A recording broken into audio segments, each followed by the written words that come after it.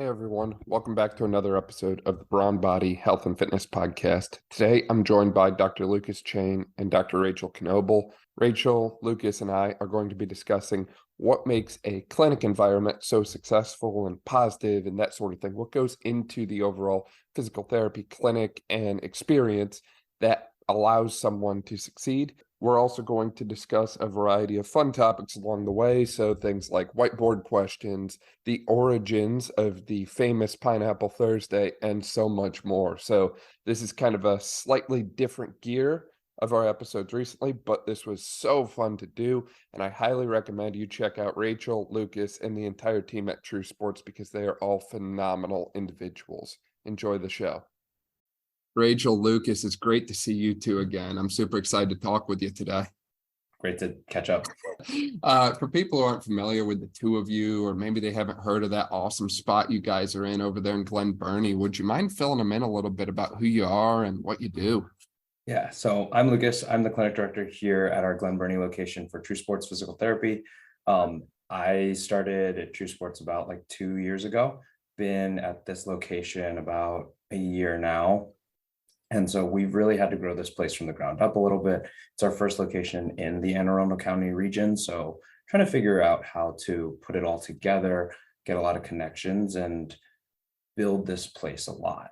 We're in a pretty cool facility that happens to be like a rental facility. So we get a lot of different sports rentals throughout it. And we have a small space inside of it with a full weight room and turf area. And the blessing of all of that is to have full turf fields outside that we get to use and have some of that space for. My name is Rachel. I'm a staff PT at True Sports in Glen Burnie. I started with the company about a year ago, and I actually split some time between here and our Fells Point location as well. I graduated from the University of Delaware and then did a sports residency there afterward, and then joined up with True Sports.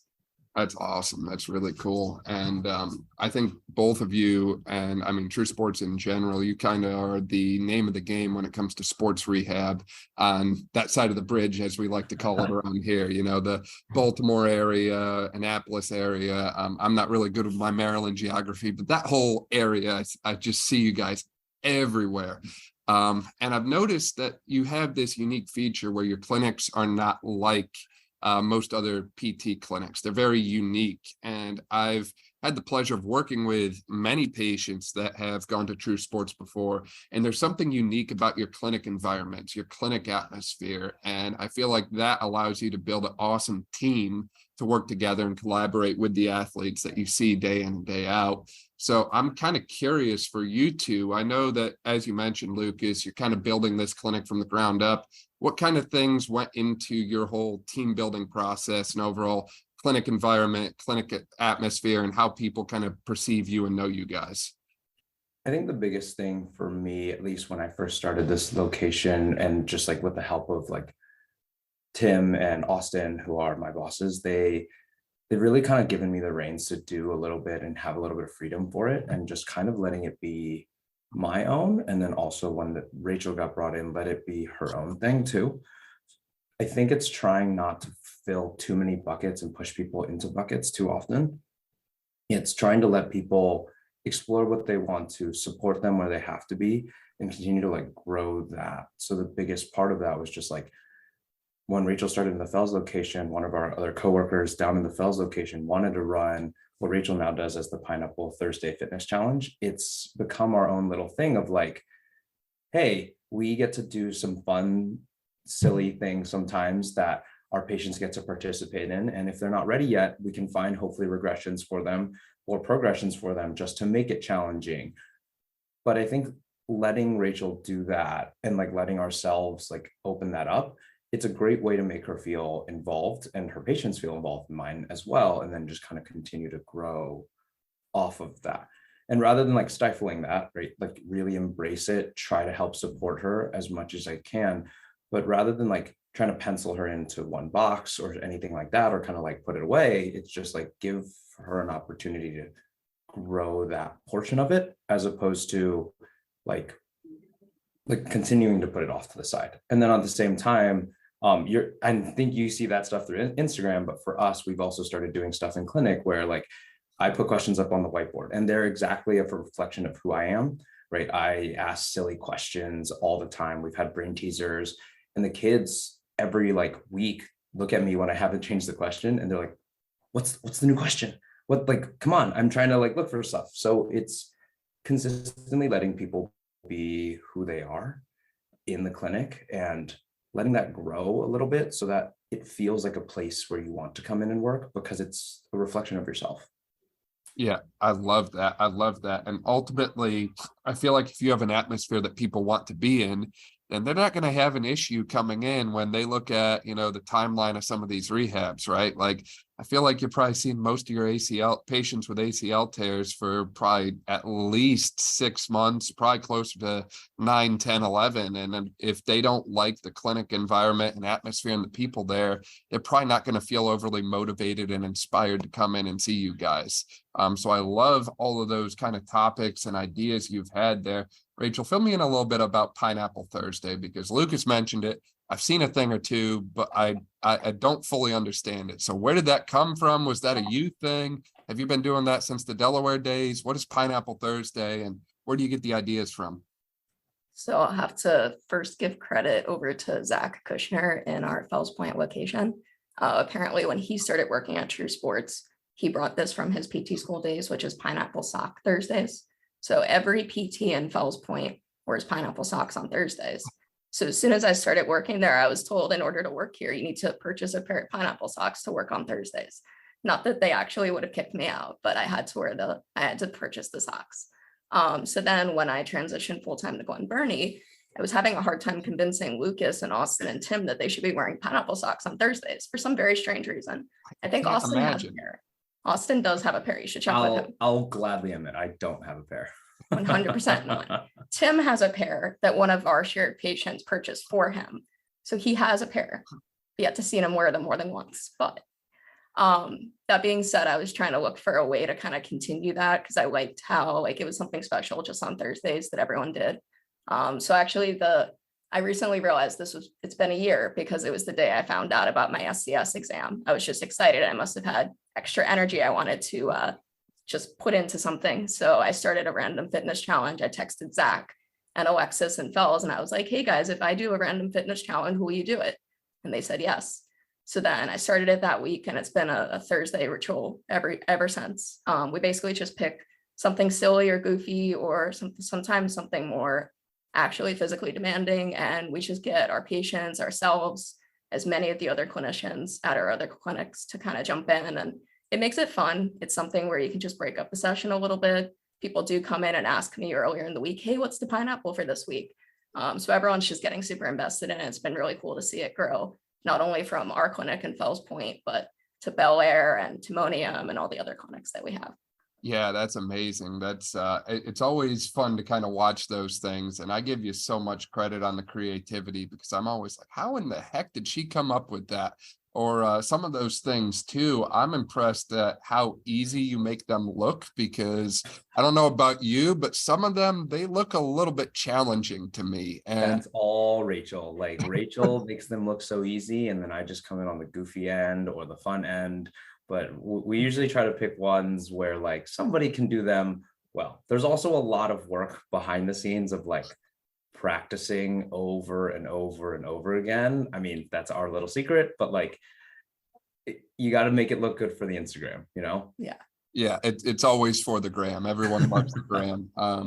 Yeah, and if it's not perfect, I'm sure that you post a blooper reel on occasion. Oh yeah, I did last week. We did. So this is fun too at the Pineapple Challenge. I cannot take credit for all the ideas. Yep. Just seeing other people do them, people will send me suggestions, some of them more serious than others. So I got a suggestion for this week that we should do a hot dog eating contest, because apparently that's July 4th themed, and maybe that would be a good pineapple challenge. I'm not sure. I'll take that suggestion. But this past week's came from a patient, and I posted a blooper reel because it was the most infuriating challenge ever. Was that the ball catch one or whatever behind the back? Yeah, you have to take you can use whatever you'd like, but we use the roll of toilet paper, hold it behind your head, drop it behind your back, and catch it between your legs. Interesting. Yeah, those are things I can't do right now. We'll talk about that later. But That's very impressive. And again, points for the creativity and the craftiness. Now, how do you work that into your sessions? Like, do you plan them based on like what the majority of your patients are seeing and try and base a more lower extremity as a result? Or is this like a pre-session fun thing to get people hyped for the day? Or how do you kind of work it in on the day-to-day side? I think it depends on the week of the challenge. So this past week's was more of a goofy fun thing we would do, like if they were grabbing water or first coming in, have them mess around with it a little bit during a break between an exercise. But we've also done ones like single leg squat variations that I'll kind of work into a session with, say, like a post-op ACL patient who I think would be appropriate to try a single leg squat late stage on their operative side. And it's actually really cool to see them achieve something they didn't think they could do, but using clinical judgment to see if they're ready and appropriate for it, you can actually work it into the session. And making it enjoyable nonetheless, because I found that not everyone loves lifting weights, unfortunately. And even while that might be important, say post-op ACL, some people would much rather just do yoga or Pilates or just go to dance and not do the whole weightlifting piece. So if you can find ways to make it enjoyable like that, I think that would certainly pay dividends for keeping your patients engaged and keeping them happy when they're coming to see you on, 2-3 times a week basis. I want to hear more about your whiteboard questions as well here, because I've heard a little bit of, some stories about them, ranging from, who's best at certain subjects in school to all these other things that way. So fill me in on the whiteboard questions. When did that start and what kind of things are you pulling there? I always just make it my own, in the sense of like, we talk about anything that we want to, whether it's food topics, which I always enjoy talking about because, it's food, or just whatever, like we think is fun conversational topics. Sometimes it gets some of our patients really like jived up because then we get a really nice conversational topic to just kind of like lead into the day. So if we happen to have something that's like, would you pick this or that? Then like they come in and they come revved up because they're like, feel really strongly about a topic. And then we can spend the whole session talking about it. You happen to be one-on-one, but like as the patients train, sometimes the patients will like fight back and forth on it because like one's ending and then like they see the other one mark off a question and they're like, there's no way you said that, like not a chance. And they like go back and forth, but now it creates this connection that they didn't realize. And so talking about like random food topics to like, oh, what injury did you have? Oh, the struggle of this and that. And somehow like our clinic just gets more and more closely connected because of all of those things. And again, it's not anything that I'm trying to push on them. They just happen to have less barriers to talk about things. And even for our quieter patients, we all have struggled with patients who like don't love talking to us. Breaks up some of those barriers, makes life easier to talk about. And just like we certainly talk about any of those topics, even if they're silly or goofy, and it helps make sessions smoother. So it's not necessarily about anything clinical. Sometimes there are some things, but it really is about finding more ways to open people up and connect with them. Yeah, it sounds like it makes the clinic feel more like a community instead of just a place you go. It allows you to connect with the clinicians. It allows you to connect with the other patients. And I'd imagine that the majority of your patients probably have seen each other before, maybe heard of each other before in some capacity, but maybe they don't know each other. So maybe you've got people from rival high schools or rival club lacrosse teams or something like that. So I'm sure they've heard of each other or played against each other, but maybe they don't know the full story. Is that something that you guys run into a lot? Or yeah, teammates know each other, and then we said it really brings everyone together. And like for us, because it's just like we get it. Injuries are tough. If you have an ACL, if you have something that's long-term, it's tough to come in every single day and feel like you have to put in your best. And we get it. It's super, super hard, especially if you happen to have one of those things where like maybe your ACL didn't go as straightforward. But to have something easy to talk about with us or someone else who's going through it, and you end up bonding with that. And if that's the small little light of your experience that day, then we've done our job well enough, regardless of the clinical things. Yeah, I think you hit the nail on the head there with that, Lucas. Is we talked about this earlier with Dr. T on the podcast, how, ultimately, whenever we have an injury, it's like we're going with the ACL tear example right now. Whenever we have an injury like that happen to someone, ultimately they lose locus of control. Before they could run, before they could play their sport, before they could do all these things, and now they're constantly being told what they can't do. So if we can shift that locus of control back to the patient and let them steer conversations, let them go about the day-to-day, let them connect with other individuals who might be going through the same challenges or similar challenges to them, then they're going to feel like they're no longer alone. They're going to feel supported, and ultimately they're starting to regain control of their life. And, I think it's funny that we call this physical therapy and we call ourselves physical therapists, because a lot of the things we're discussing right now are not necessarily physical in nature, but ultimately without them, I would like to say that they have a drastic impact on the success of what we do physically with our patients. Would you agree? Oh yeah, the connection you create with people, the bonds that you create is what lasts you there. You don't get to 9 to 12 months of rehab with somebody unless you have a pretty decent connection. If they don't trust you in doing all these things, it's really hard to take them through the whole part of this. And the really nice part between Rachel and I of like having these two things is like almost the questions help support me through the early stage and most of our patients through the early stage, right? Like you can't do a lot, you're non-weight bearing, you can't do anything. You just hang out with the questions. You can watch the Pineapple Thursday challenges from afar. But like one of the coolest things was like, I think one of Rachel's patients, when we were first coming around on it, she couldn't participate in any of the lower body ones. And suddenly we get there and she goes, this is my first pineapple I can do.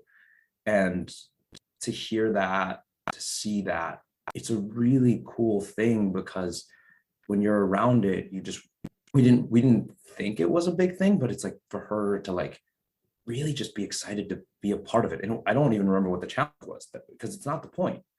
The point is that they just feel involved and feel like they're checkboxing something. And it's a really cool accomplishment to have. Yeah, definitely. And I know we keep going back to the patient, but I mean, I would imagine for the two of you, your job, your life, your work, whatever you want to refer to it as, it's probably a lot more satisfying when you can leave every night and go home and know that, you had a positive impact on someone. You were the highlight of their day, whether that be from the whiteboard, the pineapple challenge, or that sort of thing. I mean, ultimately, I feel like this creates a much more fulfilling life for the two of you doing something like this, as opposed to just kind of going through the motions, if that makes sense. Yeah, for sure.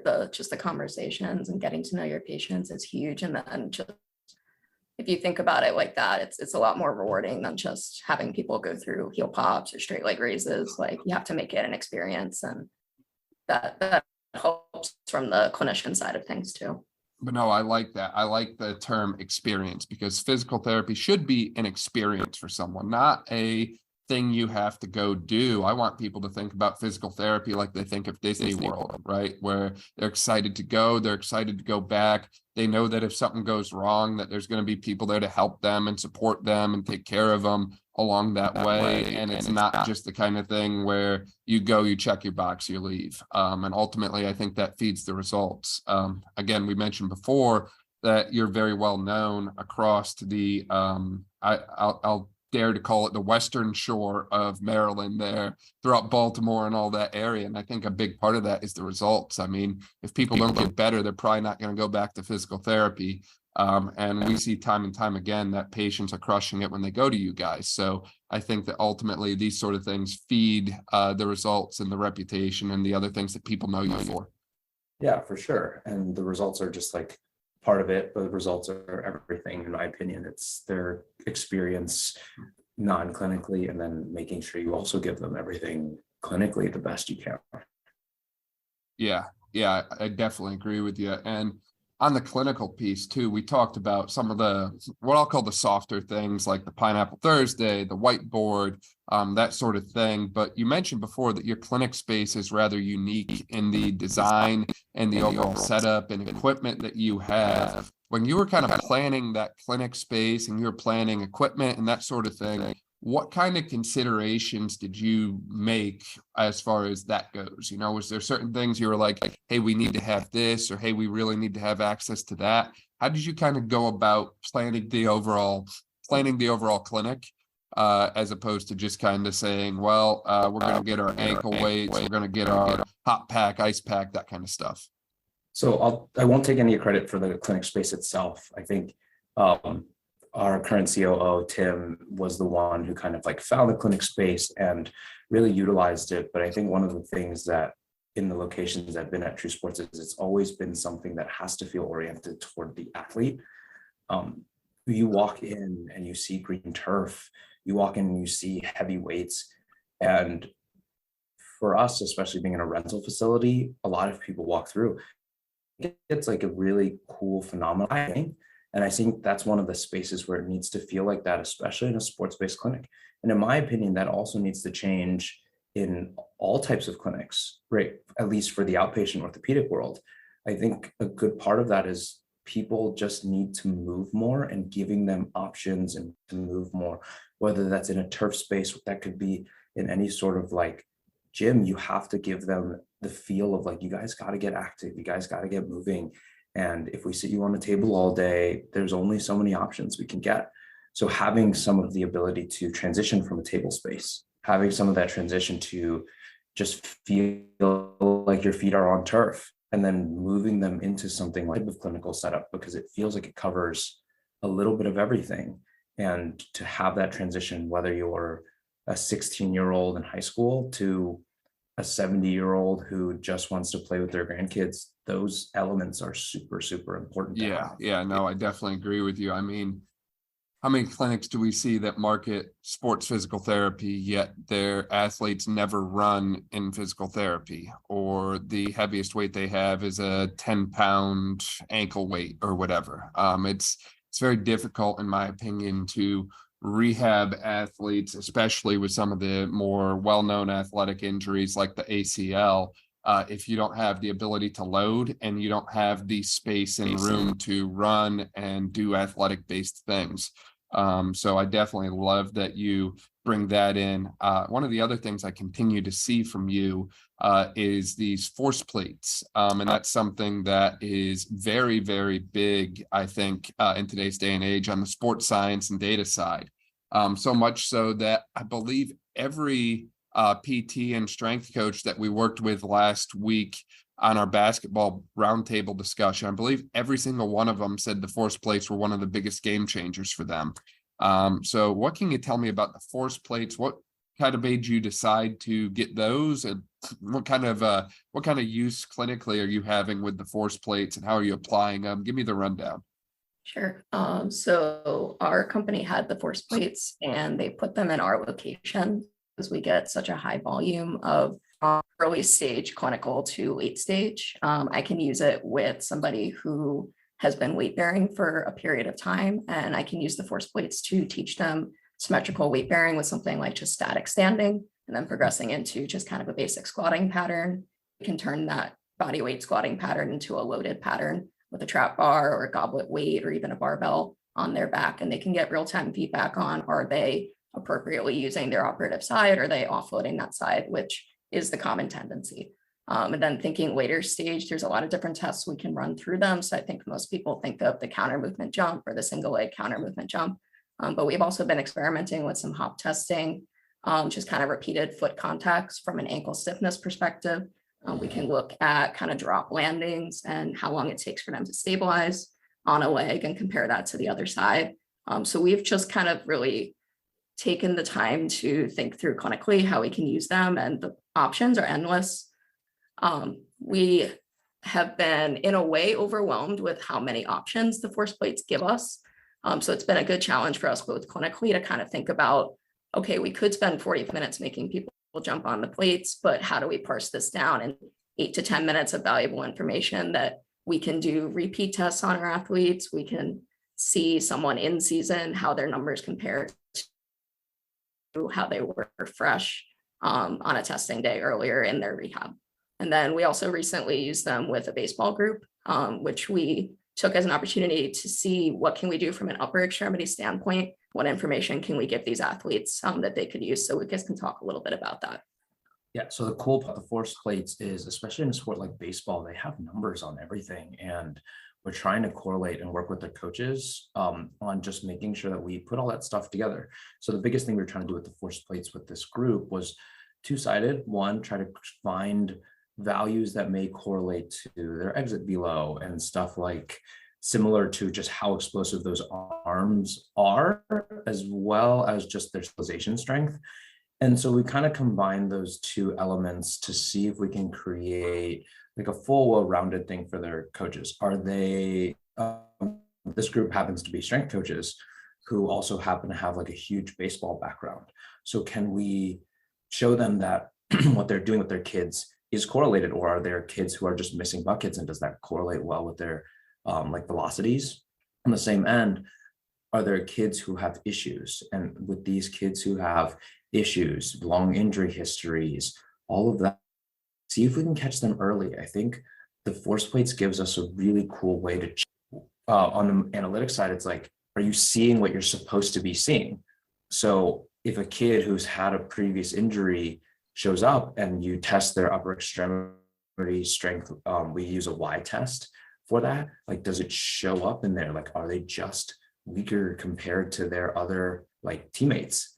Or are they showing up in the same range, and maybe it's something else that you need to kind of look through and find out? But I think we talk all the time about like screening kids before stuff happens or trying to catch that. It's really just to use that element and then catch them. And then if they need that work beforehand, let's do it before they ever show up with pain on the mound. Let's do it before they ever show up with pain for our clinic stuff of like pain here in the clinic, or are they having issues with rate of force development for those ACL patients, trying to catch things a lot beforehand. Yeah, I love that. I love that. Instead of going into what we call the traditional PT model, I'll actually just call it the 1980s PT model. That's kind of my buzz term of hot pack, ultrasound massage, ice, e-stim, feel good, ionto, and then, just rehab things after they've happened. I think it's better to be proactive and go out there like you guys are doing and trying to catch things before they happen. Not that you can always do it, but hey, the thought behind it, the premise, the effort, the intention, I think is amazing. And I'll also say that, even if you can't prevent every injury from happening, having baseline data of where someone was at previously, and then knowing that you have to exceed that after your PT is super valuable, because a lot of times we just have to kind of assume where people were. We don't actually have measurements or any kind of documented data on it. And I also really like, just in general, the facilities that you have, the push that you've kind of made to make it a athletic based experience and the place for athletes to rehab at. Because again, I think that most people are out there looking at PT as this sort of profession where, they do their hot pack, the ultrasound, all the feel good stuff. And that's just not what athletes most of the time want. And most of the time, athletes want to be surrounded by individuals such as yourselves. They want to be around individuals close to their own age bracket. They want to be around people who are energetic, inspired, love what they do, and go home satisfied every day.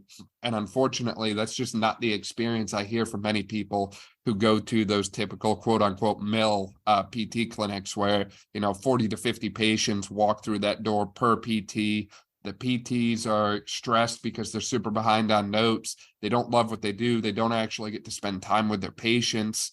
The patients don't love it because they're not getting progression. They're limited in facilities. They might not be surrounded by people their own age bracket. They might not really have anyone to talk to. So I feel like in general, you guys are doing everything that needs to be done to kind of be like the anti-mill PT clinic, I'll call it. I think we're doing our best, right? Constant work and evolution at those things and constantly making sure that you're like on top of those and you make sure you get those patient experiences. But like at the end of the day, for us, that matters too, is like as long as the patients are having that part of have great connections with the kids or whoever you're working with, if it's like someone who's 70 and just wants to get back to doing what they do, like biking or swimming, like that matters too. So just making sure you have that. And of course, supporting it on the clinical side, you never want to let that diminish, but connect first. Make sure that holds true more than anything.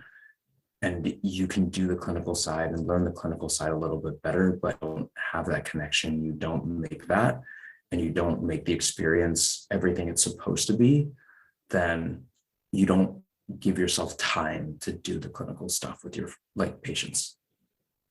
Yeah, exactly. It has to be a positive experience. And I don't have any fancy article or data or research or anything like that to cite on this, but I am willing to bet a substantial amount of money that there are better outcomes when people like their PTs, when people like going to PT and just enjoy the whole process, as opposed to looking at as another chore, another thing in the day. And I feel like we've already hit the head on outcomes and that sort of thing already, but maybe a possible study in the future of, patient outcomes based on their overall satisfaction with their providers. I would really like to see just kind of how some of these little things like the Pineapple Thursday, like the whiteboards, or even just having clinicians such as yourselves that are active and practice what they preach, so to speak. Rachel, I know you have a black belt. Lucas, I hear that you coach some volleyball or something like that. Yes. So it's nice to know that you're not just out here dishing out athletic advice, you're actually both involved athletically. And I think that's something that's often missed as well is, we have a lot of individuals, not to say there's anything wrong with this, but there's a lot of individuals out there who, want to work with athletes, but they're not doing anything athletic themselves. And I don't care what that athletic thing is. It could be, martial arts. It could be a sport. It could be bocce.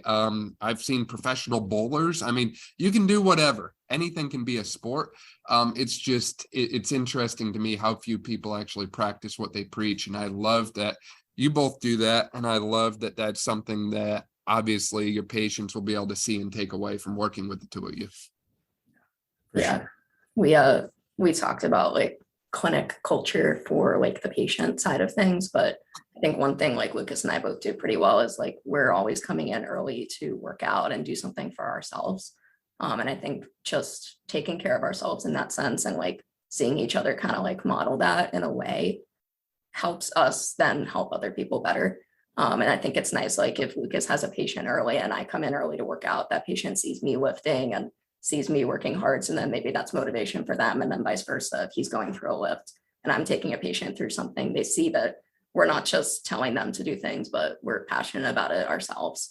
So I think that's a big piece of it too, like clinic culture within the patient side of things, but also the clinician side of things. So who's more jacked out of the two of you? Oh, no. Pound for pound, Rachel will take the cake on that.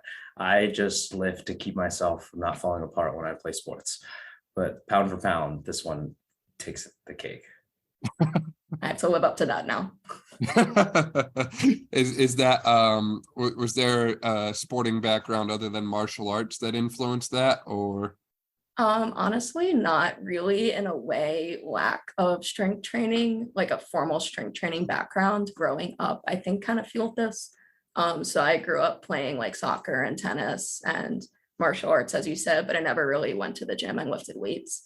That was never really something that, female sports did when I was growing up. And I think seeing how positively it's impacted my life since then has made me more motivated to share that with a lot of my high school and even college girls, just making sure they understand the value of that and that they can carry that forward even after their injury.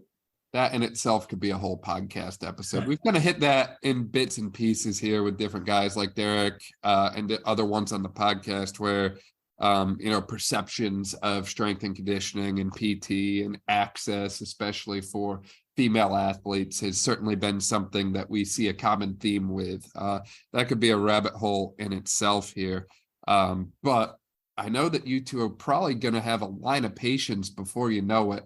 So do you have any kind of closing thoughts, closing remarks, or anything that we might have missed while we were talking today? Last point that I kind of want to bring up is just like, I think for all the clinicians who are kind of getting started or building something, when you kind of like start with that community aspect of things, remember that like we're in this business for the patient. And I think sometimes that does get lost, and is like, that's part of why we're both here at True Sports. We love that idea of the one-on-one model, and to really exemplify that it's about them. Everything we do, whether it's writing notes, whether it's writing these writing my whiteboard questions or doing the Pineapple Thursday stuff. It's all in service to them. So we kind of make sure that we're really locked up tight on those ends and there aren't any leaky holes, because if you have leaky holes in patient care, like purely patient care and experience, it's going to be really, really hard. And you've touched on it multiple times of like those PT mills. And I think that's the thing they forget. It's not that they don't have great clinicians. It's not that they don't have like great outcomes. It's that sometimes they lose the thought of patient experience over some of the monetary value, and have to put that at the forefront always. No, I guess just to kind of echo some of what Lucas said, I think one of the biggest things that we do here is just show people that we care, because we genuinely do. And I think that goes very far. Just creating that experience for people and showing them that you're invested in their goals, their future, their life, makes them excited to come in, excited to work hard, and excited for what comes next. I think if you don't show them that, there's going to be something that's missing, and maybe they're not going to be as willing to work as hard.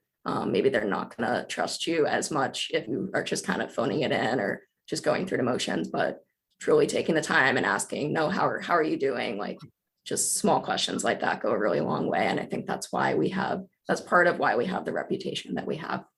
Yeah, true sports, true care by true PTs. If y'all trademark that, please give me credit. I'll send you my address afterwards.